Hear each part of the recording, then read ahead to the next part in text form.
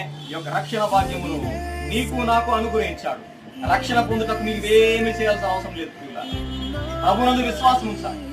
మనసులో విశ్వసించి నోటితో నువ్వు ఒప్పుకుంటే చాలు ప్రియులారా, అదిగో సొంత రక్షకుడిగా నువ్వు అంగీకరిస్తే ఈ యొక్క హృదయంలోకి వస్తాడు ఆయన.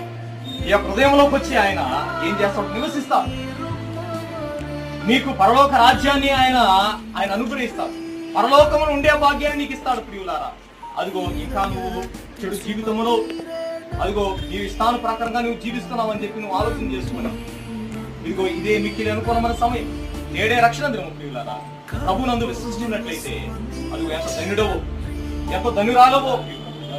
కాబట్టి ఈ మాటలు మరి ఈజీగా తీసుకోవద్దు.